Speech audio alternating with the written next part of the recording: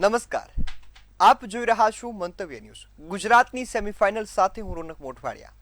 ગુજરાતની સેમીફાઇનલ એટલે કે ગુજરાતની સ્થાનિક સ્વરાજ્યની ચૂંટણીઓ જે 26 એપ્રિલ એટલે કે લગભગ 4 દિવસ પછી 5મા દિવસે યોજાવાની છે અને તેની જ તૈયારીઓ ગુજરાતમાં તમામ રાજકીય પક્ષો પણ કરી રહ્યા છે. રાજકીય પક્ષો ચૂંટણીની તૈયારીમાં લાગ્યા છે. જનતા ક્યાંક આક્રોશ વ્યક્ત કરે છે, ક્યાંક ઉમેદવારોથી નારાજ છે, તો ક્યાંક સમર્થનની વાત કરે છે. ગુજરાતની સ્થાનિક ચૂંટણીમાં લગભગ ચહેરાઓ મેટર કરે છે, મુદ્દાઓ મેટર કરે છે અને કરેલા કામ મેટર કરે છે.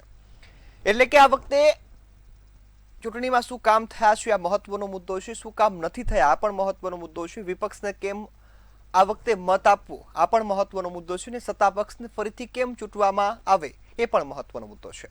આ તમામ મુદ્દા પર ચર્ચા કરવી છે અને મારી સાથે ગેસ્ટ પેનલમાં જોડાયા છે ભાજપના નેતા શૈલેષભાઈ પરમાર અને કોંગ્રેસના નેતા મુકેશભાઈ વિશ્વકર્મા. આપ બંને મહાનુભાવોનું મંતવ્ય ન્યૂઝ પર સ્વાગત છે.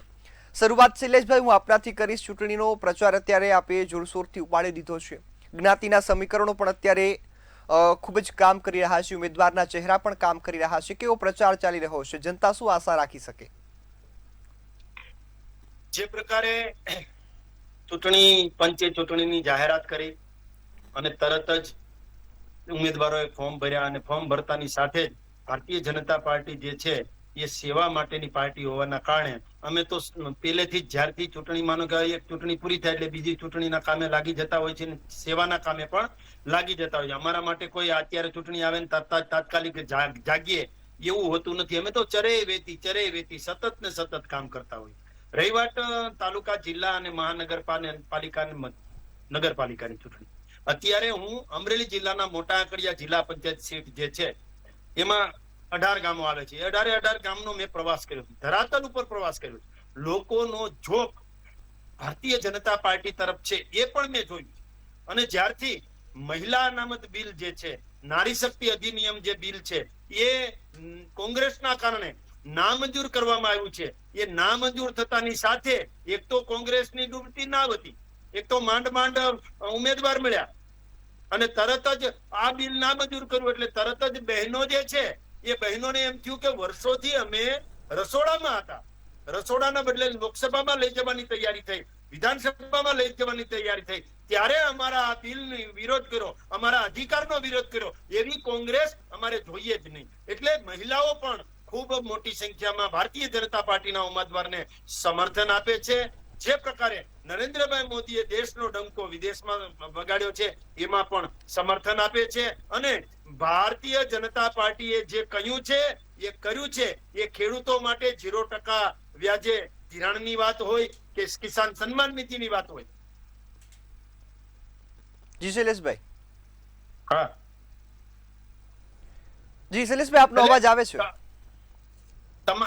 તમામ પ્રકારે રોનકભાઈ ભારતીય જનતા પાર્ટી અત્યારે ધરાતલ ઉપર જોઈએ તો ભારતીય જનતા પાર્ટીના જ લોકો આટા મારતા હોય છે. ભારતીય જનતા પાર્ટીના કાર્યકર્તાઓ પોતાની રીતે ઉમેદવાર કોણ છે, ઉમેદવાર અ છે, બ છે, ક છે એ જોતા જ નથી. માત્ર ને માત્ર કમળને નજરમાં રાખી અને ભારતીય જનતા પાર્ટીનો ગામડાનો બુથનો નાનામાં નાનો કાર્યકર્તા જિલ્લા પંચાયતના અને તાલુકા પંચાયતના ઉમેદવારને જીતાડવા માટે કામ કરવામાં લાગી ગયો છે. માત્ર ને માત્ર વિચારધારા, પંચનિષ્ઠા અને ભારતીય જનતા પાર્ટીનો ઉમેદવાર કઈ રીતે જીતે એ જ ધ્યેય, એ જ લક્ષ્ય સાથે ભારતીય જનતા પાર્ટી જીતે એ માટે સ્વયંભૂ કાર્યકર્તાઓ ઉમટી પડ્યા છે, કાર્યકર્તાઓ નીકળી પડ્યા છે. કાર્યકર્તાઓ ઉમેદવાર કોણ છે જોતા જ નથી. કમળને મતદાન થાય અને રાષ્ટ્રની સેવા કઈ રીતે થાય એ માટે કાર્યકર્તા નીકળી પડ્યો છે. જી બિલકુલ શૈલેષભાઈ. મુકેશભાઈ, શૈલેષભાઈની વાત સાંભળી. કાર્યકર્તાઓ અત્યારે રસ્તા પર છે, લોકો સાથે મુલાકાત પણ કરી રહ્યા છે, કોંગ્રેસ પણ પ્રચારમાં છે, કોંગ્રેસના ઉમેદવારો પણ મળતા હશે. કઈ રીતે જોઈ રહ્યા છો, કેવી તૈયારી? અને સ્થાનિક મુદ્દાઓ હજુ યથાવત છે. વિરોધ થયો તો ક્યાંક વિરોધ દબાવવાની વાત પણ થઈ રહી છે. શું છે મુદ્દો?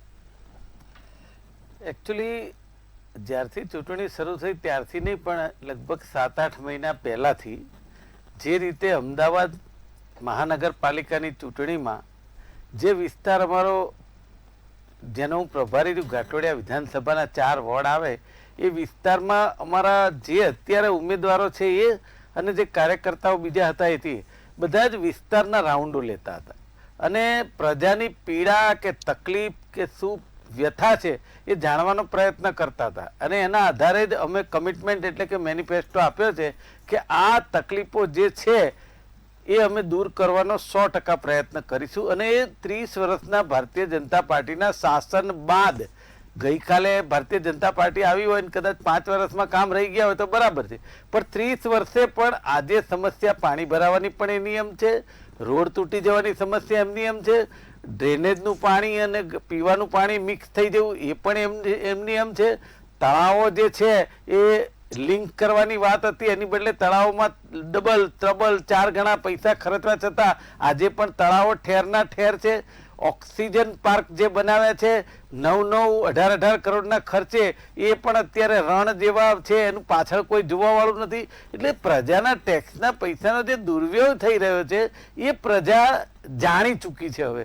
અને અત્યારે પ્રચારમાં જ્યારે જઈએ છીએ ત્યારે પ્રજા એક નાનો એવો ઈશારો એવો કરે છે કે આ વખતે કોંગ્રેસ વધારે મહેનત કરે તો 100% તમારી સત્તા આવે એમ છે, કારણ કે હવે થાક્યા છીએ આ લોકોથી. અને વાત કરી એમણે સ્થાનિક સ્વરાજની ચૂંટણી હોય અને એમાં જે રીતે આપણા લોકલાડીના પ્રધાનમંત્રી મહિલા બિલ લાવ્યા એ એમને ખબર જ હતી કે આ બિલ પાસ નહીં થાય, એ એમને ખબર હતી. એટલે એમને એવું હતું કે આ બિલ લાવીએ, આ બિલ ના પાસ થાય અને પછી એનો પ્રચાર હું બીજે દિવસે તરત જ અડધો કલાક ટીવી ઉપર આવું, આખા દેશને કહું. એટલે 5 રાજ્યોની ચૂંટણી હોય કે ગુજરાતની ચૂંટણી, હવે મને મહિલાઓનો ફાયદો મળી શકે. કારણ કે 2023માં જે મહિલા બિલ પાસ કર્યું હતું એ મૂક્યું હતું, એ બિલ જે છે એ બિલ તો છે નહીં, એની અંદર જે કન્ટેન્ટ્સ હતા એ છે નહીં, એ બધું પાછું આઘું પાછું કરીને મૂક્યું. એટલે જ વિરોધ પક્ષે ના પાડી. અને એમને ખબર નથી કે આ જે બોલી રહ્યા છે, પણ જ્યારે યુપીએ સરકારે કે પહેલાની કોંગ્રેસની સરકારોએ મહિલા બિલ મૂક્યા ને ત્યારે મહિલા માટેનો વિરોધ કરનારા આ જ લોકો હતા. આજે સત્તામાં છે એટલે સુફિયાની વાતો કરે છે જે મહિલાઓ સમજી ચૂકી છે. અને તમે, હું કહું છું કે તમે મહિલા બિલ લાવીને જ જો મહિલાને પ્રાધાન્ય આપવા માંગતા હોય એવું કઈ નથી. તમે એમને મહિલાઓને ટિકિટ આપી શકો. તમે વિધાનસભામાં કેટલી 33% પ્રમાણે એમને આપી દીધી છે? નથી આપી. કોંગ્રેસને એક બાજુ રાખો, તમે તો સત્તામાં છો, તમે આપી છે? નથી આપી. માત્ર મહિલાઓને જે રીતે તમે જોયું કે આપણે બિહારની અંદર મહિલાઓને બધાના ખાતામાં 10-10 હજાર રૂપિયા આપ્યા, લગભગ 126 કરોડ જેટલા રૂપિયા. તો ગુજરાતની મહિલાઓને કેમ નહીં? ગુજરાતની મારી અમદાવાદની બહેનોને કેમ નહીં? માતાઓને કેમ નહીં? ગુજરાતની માતાને કેમ નહીં? તો એ તમે કેમ નથી વિચારતા? નાખો ને તમે સ્થાનિક સ્વરાજની ચૂંટણી પહેલા ગુજરાતની તમામ મહિલાઓના ખાતામાં 10-10 હજાર નાખો. કેમ બિહારમાં તમે ચૂંટણી જીતવા ના ક્યાં? અહીં નાખો ને. ના, ગુજરાતની મહિલા નહીં. રાજસ્થાનની અંદર તમે 400 રૂપિયાનો 500 રૂપિયાનો બાટલો ગેસનો આપો, અહીંયા ગુજરાતની અંદર તમે ના આપી શકો. કેમ કે એ બધા ચાલે એમના માટે. તો હું એવું માનું છું મહિલાઓને સૌથી મોટો જો અન્યાય કરતી હોય તો સત્તાધારી પક્ષ ભારતીય જનતા પાર્ટી કરી રહી છે. અને અત્યારે હાલ પ્રજા એક અંદરથી અવાક થઈ ગઈ છે કે ક્યાં સુધી આ રોડ તૂટી જાય એવા લોકોને મત આપવાના, ક્યાં સુધી અમારે દરેક ચોમાસે ખાડા પડી જાય, રોડ તૂટી જાય, પછી મુખ્યમંત્રી જાહેરાત કરે કે 300 કરોડના ખર્ચે નવરાત્રીમાં રસ્તા થઈ જશે. એટલે 300 કરોડ પાછા ઉપરથી આપણા ટેક્સના આપણે ભરવાના. મને એમ થાય છે તમે એવા રોડ તો બનાવો કે 2 થી 5 વર્ષ તો ટકે. એવો કોઈ રોડ બતાવી દો ગુજરાતનો કે જે 5 વર્ષ ટકે. અને એમ કહેતા હોય છે કે અમે ટેન્ડર આપીએ છીએ એટલે એમાં એની બાંહેધરી હોય છે કે 5 વર્ષ સુધી ચાલે. અરે સાહેબ, 5 વર્ષ સુધી ચાલતું હોય તો એ 300 કરોડ રૂપિયા આપવા શેના માટે પડે? એ કોન્ટ્રાક્ટર જ બનાવી દે. આમ તો હું માનું છું તૂટવા જ ના જોઈએ, કારણ કે કદાચ આપણો અખતરો હોય, નવા સરકારમાં આવ્યા હોય તો આપણે સ્થળ ના જોયું હોય અને કદાચ એ રોડ તૂટી જાય. પણ વારંવાર 30 વર્ષ થયા, આજે રોડ દર વર્ષે તૂટે, દર વર્ષે કરવાના. તો આ રીતે જે 20% 30% લઈ અને જે ટેન્ડર આપવાની પ્રક્રિયા છે ને, એ જે ભ્રષ્ટાચાર થઈ રહ્યો છે ને, એ અત્યારે ચૂંટણીમાં વપરાય છે. એમને સત્તાધારી પક્ષ વાપરે છે. તમે એમના કાર્યાલયો જુઓ, જે રીતે પ્રલોભનો અપાય છે જુઓ, દરેક સોસાયટીઓમાં જુઓ. હજી તો તમે મતદાનના દિવસે જોજો, દરેક સોસાયટીઓમાં જમણવારો કરશે. હવે એટલા બધા રૂપિયા કોંગ્રેસ પાસે તો છે નહીં, પણ પ્રજા આ વખતે સમજી ગઈ છે કે આ વખતે આપણે પૈસા જમવાનું છે, બધું કરવાનું છે, પણ આ વખતે જીતાડવાની છે કોંગ્રેસને. એટલા માટે કે આ લોકોનો સત્તાનો મદ હવે થઈ ગયો. અને એ જે આપણને એમના પ્રવક્તાઓ હોય કે એમના નેતાઓ હોય જે બોલે છે એના ઉપરથી આપણને આમ ઝલકાઈ ના આવે બહાર કે આ સત્તાનો મદ છે, અને સત્તાનો મદ કદી કાયમ કોઈનો ચાલ્યો નથી. રાજા રાવણ હતો ને એનું પણ અભિમાન ચાલ્યું નથી. એટલે આ વખતે સત્તાનો મદ તૂટશે, અને એક સત્તાધારી પક્ષની સામે જે એન્ટી ઇન્કમ્બન્સી છે એના આધારે, અને અમે જે કમિટમેન્ટ આપી છે એના આધારે અમને 100% સફળતા મળવાની છે. જી બિલકુલ. શૈલેષભાઈ, વિપક્ષ કદાચ આક્ષેપ કરે, થોડો ખોટો હોય પણ આખો અને સંપૂર્ણ આક્ષેપ કોઈ દિવસ ખોટો ના હોય. રોડ રસ્તાનો આક્ષેપ છે કે રોડ રસ્તા કેમ તૂટી જાય છે ટૂંક સમયમાં. અનેક રસ્તાના ઉદાહરણ આપણે જોયા, અનેક જગ્યા પર રોડ ઉખડી જાય છે, સિટીઓમાં, ગામડાઓમાં. આવું કેમ? રોનકભાઈ, મારે એક જ ઉદાહરણ આપવું છે કે આપણે ગાડી લઈએ અને ગાડી રોડ ઉપર ચલાવીએ તો પંચર થાય કે નહીં? તો પંચર થાય તો એનો મતલબ એમ નહીં કે આ પંચર થયું એટલે ગાડી વેચી નાખીએ છીએ, નથી નાખતા. ગાડી લઈએ તો પંચર થાય, તો રોડ છે તો ક્યાંક બની શકે ખાડા પડે, તો ખાડા પૂરવાનું કામ કોનું છે? અમારી ફરજમાં. એટલે ખાડા પૂરવા પણ અમારે જોઈએ અને નવા રોડ પણ અમારે બનાવવા જોઈએ. 62,000 કિલોમીટરના તો ખાલી અમદાવાદની અંદર રોડ છે. એટલે રોડ હોય, ઇન્ફ્રાસ્ટ્રક્ચર હોય, કાંઈ હોય ને તો તૂટવું ન જોઈએ. પણ હવે એ પ્રકારના ટેન્ડરો કરીએ છીએ કે 5 વર્ષના મેન્ટેનન્સ પણ કોન્ટ્રાક્ટરે કરવાનું. વ્હાઇટ ટોપિંગ રોડ આવી ગયા, એટલે હવે તૂટવાના જે ખાડા પડે છે, ભૂવા પડે છે, આ બધી જ બાબતો ઓછી થાય એવું કર્યું છે. અમારા પ્રયત્નો છે, અમારી નીતિ અને નિયત સાફ છે. અમારા પેટમાં પાપ નથી, કોંગ્રેસના પેટમાં પાપ છે. બોલવાના અને ચાવવાના દાંત જુદા છે. બીજું, રોડ તમે જો તો એક વિસ્તારમાં જાવ તો ક્યાંક ને ક્યાંક રોડનું કામ ચાલતું હોય. વિકાસ થાય તો કઈક એમાં તકલીફ થાય કે ભાઈ અહીંયા રોડ બનતો હોય તો ગટરની તકલીફ થાય, ગટર બનતી હોય તો રોડની તકલીફ થાય, પણ આખરે બધું સોલ્યુશન થઈ જતું હોય. એક વાત. બીજી વાત આપણા મુકેશભાઈ સરસ કરી મહિલા બિલની. તો મહિલા બિલ તમને ખબર હતી કે મહિલા શક્તિ અધિનિયમ જે છે એ આવ્યું છે, નરેન્દ્રભાઈ મોદીની સરકારે એ બિલ મૂક્યું છે. મહિલાઓના હિતમાં એ બિલ આવ્યું હતું. 2023માં પણ એ બિલ આપણે શરૂ કર્યું હતું, અત્યારે આપણે એ બિલ માટે કામ કરવાનું હતું. તો એમાં ખબર જ હતી કે ભાઈ ચૂંટણીઓ આવે છે, આ ચૂંટણીમાં મહિલાઓને જો આ બિલમાં કઈ કરશું તો મહિલાઓને અન્યાય થશે ને મહિલાઓ સામે આવશે. તો તમારા કોંગ્રેસના સાંસદોને એટલું તો કાનમાં કહી દેવું હતું કે મહિલાઓનું બિલ છે, આનો વિરોધ નહીં કરતા. શા માટે વિરોધ કર્યો? અત્યારે હું જિલ્લા પંચાયતની ચૂંટણીના પ્રચારમાં છું, હું મોટા આકડિયા જિલ્લા પંચાયત સીટના પ્રચારમાં છું, ગામડે જાઉં છું. ગામડે મહિલાઓ દ્વારા એક જ વાત થાય છે કે શૈલેષભાઈ તમારા ઉમેદવારને કહેજો ચિંતા ના કરે, અમે રણચંડી બની અને ભારતીય જનતા પાર્ટીના કમળને જીતાવવાની છીએ. કારણ કે કોંગ્રેસે મહિલા બિલનો વિરોધ કર્યો છે, કારણ કે કોંગ્રેસે મહિલાને ઘરના રસોડામાંથી સાંસદ બનતી અટકાવી છે. કોંગ્રેસે મહિલાઓને ખેતરમાંથી શૈલેષભાઈ, વાત તો સાંભળો શૈલેષભાઈ. અટકાવવાનું પાપ કર્યું છે. શૈલેષભાઈ, પાપનું પરિણામ પંચાયત, તાલુકા પંચાયત અને નગરપાલિકાની ચૂંટણી. શૈલેષભાઈ, વાત તો સાંભળો. મહિલાઓ સ્વયંભૂ નીકળી ગઈ છે. જી શૈલેષભાઈ, વાત તો સાંભળો. અમે પણ અત્યારે ફિલ્ડ પર જઈ રહ્યા છીએ, અમારા પણ જે પ્રતિનિધિઓ છે અત્યારે પ્રચાર જે તમે કરો છો એનું કવરિંગ કરી રહ્યા છીએ. મહિલાઓ અમારી પાસે પણ વાત કરે છે, પરંતુ પોતાના મુદ્દાઓની કરે છે. હજુ સુધી કોઈ મહિલાએ પોતાના બિલની વાત નથી કરી. કોઈ કહી રહી છે કે અમારે ગટર ઉભરાય છે, કોઈ કહે છે કે રસ્તા સારા નથી, કોઈને પાણીની સમસ્યા છે. આ સમસ્યા તો તમારા આટલા બધા વક્તવ્યમાં ક્યાંય ન આવી. જો સ્થાનિક પ્રશ્નો જે છે, જિલ્લા પંચાયત, તાલુકા પંચાયત કે મહાનગરપાલિકા કે નગરપાલિકા, સ્થાનિક પ્રશ્નોને ઉકેલવા માટે આ સભ્યોને ચૂંટવામાં આવે. આ સભ્યો દ્વારા એના રોડ, ગટર, નળ, પાણી આ બધા જ કામો કરવાના છે. અને એમ છતાં પણ આપણી સૌની યોજના અને સુજલામ સુફલામ યોજના છે એના કારણે નર્મદાના નીર આવ્યા છે. અત્યારે અમારો વિસ્તાર છે, અત્યારે માનો કે અમે તો ત્યાં પાણી માટેના કામ, તળાવ ઊંડા કરવાના કામ, ખૂબ સરસ કામ કરે શૈલેષભાઈ. તો મહિલાઓ કેમ અવાજ ઉઠાવે છે?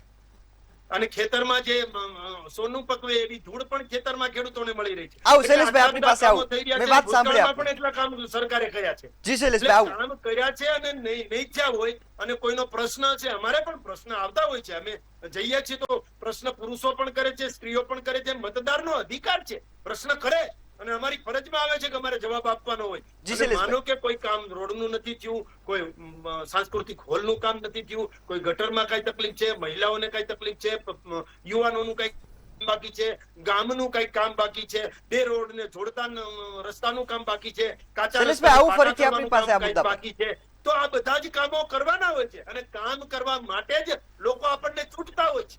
તો જી કામ શૈલેષભાઈ. કરવા જ પડે. સ્થાનિક જી બિલકુલ. પ્રશ્નો મુકેશભાઈ, હું ઉકેલવાના આપની પાસે તમામ આવીશ. પ્રયત્નો અમારા ઉમેદવારો દ્વારા થઈ રહ્યા છે. જી બિલકુલ.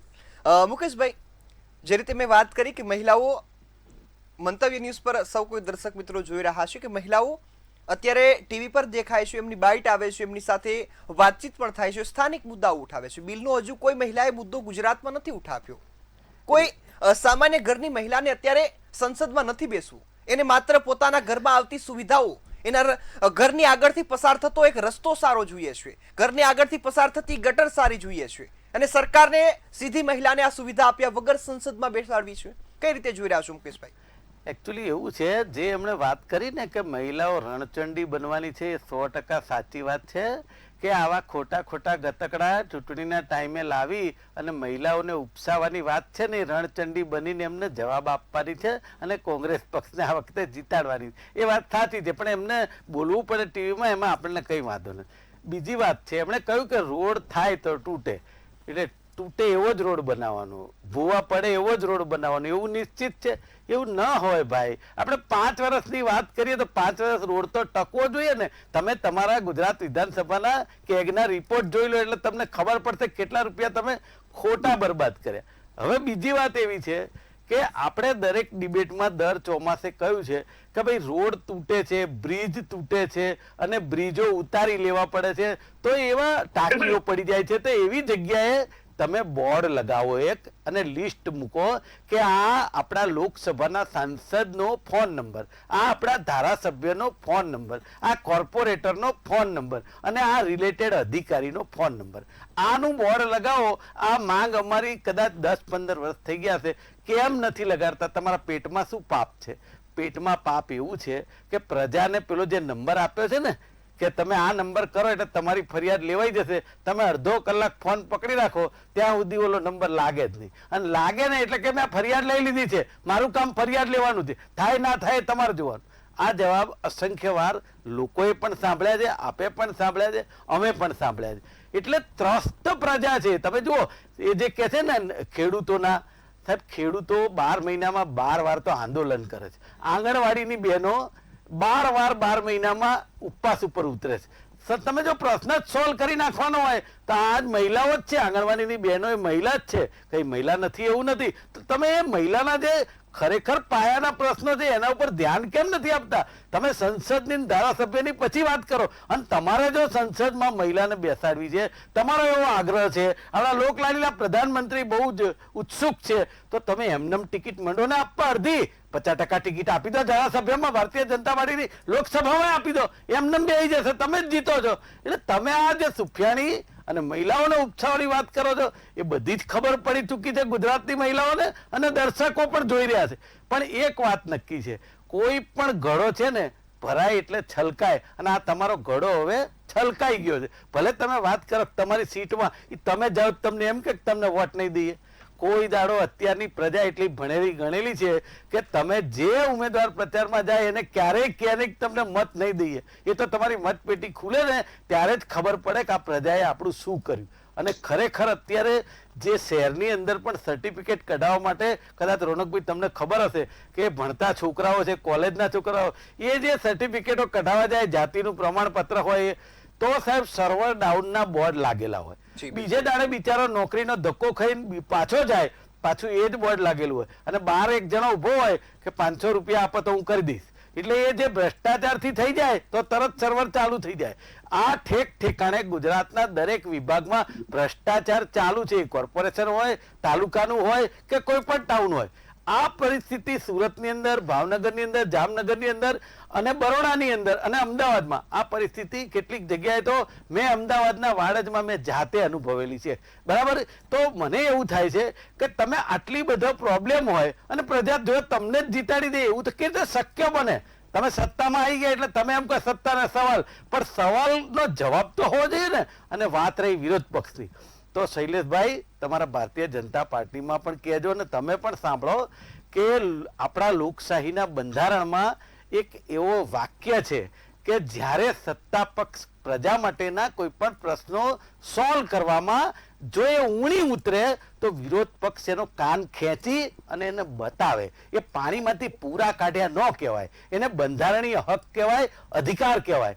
અને જ્યારે મીડિયાનો મિત્ર 1 ફૂટ પાણીમાં સવારે 4 વાગે ઉભો કહેતો હોય કે આજે હું આ વિસ્તારમાં ઉભો છું ને 1 ફૂટ પાણી 1.5 દિવસથી ઉતર્યું નથી, તો એ વખતે પેજ પ્રમુખ ક્યાં જાય? તમારા જેવા બધા ક્યાં જાય જે વારે વારે બોલતા હોય? અને બધા સંસદ સભ્ય ક્યાં જાય? ધારાસભ્ય ક્યાં ગયા? વિશ્વની મોટી પાર્ટીના કાર્યકર્તાઓ વખતે ક્યાં જાય છે?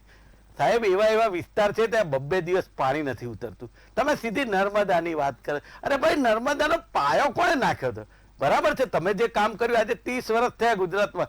જો કામ નથી કરવાનું તો 30 વર્ષથી આપણે શું કઈ મંજીરા લઈને તો આયા નથી. આપણે પ્રજાના કામ કરવા આવ્યા છે. વિકાસની વાત તમારા મોઢે શોભતી નથી, એટલા માટે કે તમે બ્રિજ બનાવો છો ને, એ બ્રિજની બાજુનો રસ્તો પહેલા સારો કરવો પડે તો એ પ્રજા ત્યાંથી જઈ શકે અને પ્રોબ્લેમ ના થાય. આજે અમદાવાદ હોય કે ગુજરાતના કોઈ પણ સિટીમાં જે રીતે ટ્રાફિક છે ને, માણસને બહાર નીકળવું હોય ને તો 2 કલાક પહેલા વિચાર કરે કે હું કયા રસ્તે જઉં કે ત્યાંથી બંધ નહીં હોય. જે તમે કહો છો ને કે દરેક રોડમાં કામ ચાલે છે, કામ નથી ચાલતા. તમારા ભ્રષ્ટાચારી કામ ચાલે છે અને એ લોકો વાર લગાડે છે કામમાં કે જ્યાં સુધી ટકાવારી ના મળે ત્યાં સુધી એને પેમેન્ટ ના થાય. એટલા માટે કામો અટકેલા હોય છે અને જે રોડ ખરાબ હોય છે ને એ રોડ તમે નથી કરતા.